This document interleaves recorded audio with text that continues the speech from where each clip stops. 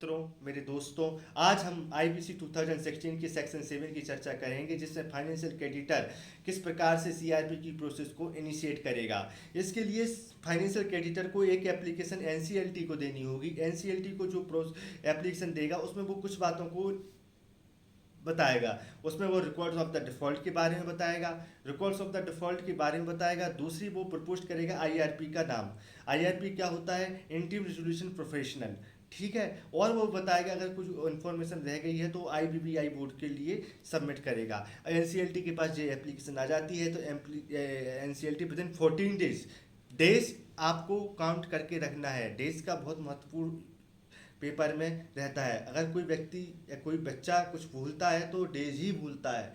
तो 14 डेज के अंदर एनसीएलटी के पास जिस दिन एप्लीकेशन आएगी उस दिन से 14 डेज के अंदर वो एसर्टेन करेगा कि जो डिफॉल्ट हुआ है वो सच में अकर हुआ है कि नहीं हुआ है।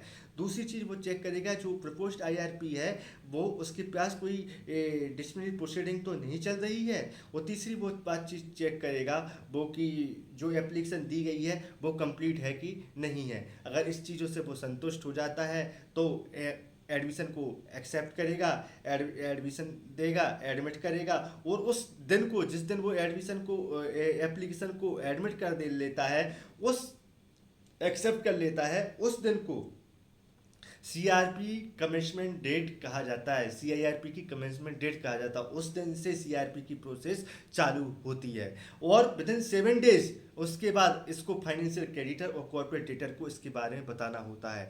यदि एनसीएलटी को जो एप्लीकेशन दी गई है उससे वो संतुष्ट नहीं है तो वो विद इन 7 डेज के अंदर रेक्टिफाई करने का एक मौका देगा फाइनेंशियल क्रेडिटर के पास। अगर फाइनेंशियल क्रेडिटर रेक्टिफाई नहीं करता है तो उसको वो कम्युनिकेट करेगा फाइनेंशियल क्रेडिटर और कॉर्पोरेट डेटर जो भी हो उसके लिए वो उसको कम्युनिकेट करेगा। और सीआरपी की प्रोसेस इनिशिएट नहीं हो पाएगी।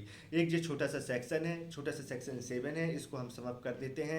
एक सेक्शन 7 क्या बोलता है आईबीसी 2000 सेक्टर का? इसमें फाइनेंशियल क्रेडिटर सीआरपी की प्रोसेस को इनिशिएट करता है। फाइनेंशियल क्रेडिटर एक एप्लीकेशन एनसीएलटी को देगा, उसमें 3 चीज़ों के लिए बारे में बताएगा। रिकॉर्ड ऑफ द डिफॉल्ट के बारे में बताएगा, प्रपोज्ड आईआरपी के बारे में, और कोई इन्फॉर्मेशन है वो आईबीबीआई की बात बताएगा। एनसीएलटी विद इन 40 डेज के अंदर जो एप्लीकेशन दी गई है उसमें 3 चीज़ें चेक करेगी। डिफॉल्ट अगर हुआ है कि नहीं हुआ है, एप्लीकेशन कंप्लीट है कि नहीं है, और तीसरी चीज़ जो आईआरपी है उस पर कोई डिसिप्लिन प्रोसीडिंग तो नहीं चल रही है। अगर वो संतुष्ट हो जाता है तो वो सीआरपी की प्रोसेस को मतलब इनिशिएट कर देगा। जब जिस दिन एप्लीकेशन को एडमिट करेगा उस दिन से commencement of the CRP date चालू हो जाएगी, सीआरपी की प्रोसेस चालू हो जाएगी। और विद इन 7 डेज के अंदर फाइनेंशियल क्रेडिटर या कॉर्पोरेट डेटर को इसके बारे में सूचना दे देगा। ठीक है, कम्युनिकेट कर देगा। अगर नहीं होती है विद इन 7 डेज वो रेक्टिफाई करने का मौका देता है। अगर रेक्टिफाई नहीं होता है तो विद इन 7 डेज फिर वो रिजेक्शन की एप्लीकेशन फाइनेंशियल क्रेडिटर और कॉर्पोरेट डेटर को दे देगा। एक छोटा सा सेक्शन है। Thank you.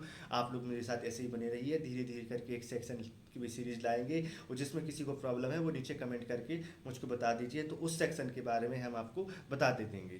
Thank you.